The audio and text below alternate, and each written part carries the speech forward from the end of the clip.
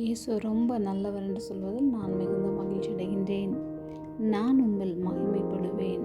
ஏசாயா 49ஆம் அதிகாரம் 3வது வசனம்.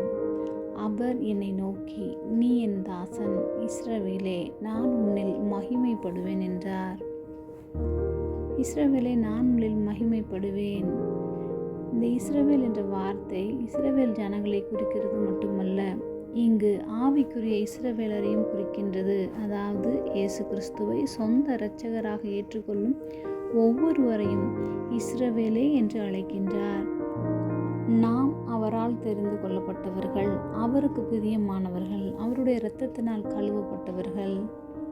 வேதத்தில் அநேக தீர்க்கதரிசிகள் தேவனுடைய ஊழியத்தை செய்யும் பொழுதெல்லாம் அநேக சோதனைகளும் சோர்வுகளும் அவர்களுக்கு ஏற்பட்டது. ஏன் சில நேரங்களில் எதிர்மறையான சூழ்நிலைகளும் தண்டனைகளும் கூட சந்திக்க நேர்ந்தது. ஆனாலும் தேவன் தங்களை செய்ய சொல்லுகின்ற காரியத்தை விட்டு அவர்கள் பின்வாங்கவில்லை, பின் மாற்றமும் அடையவில்லை.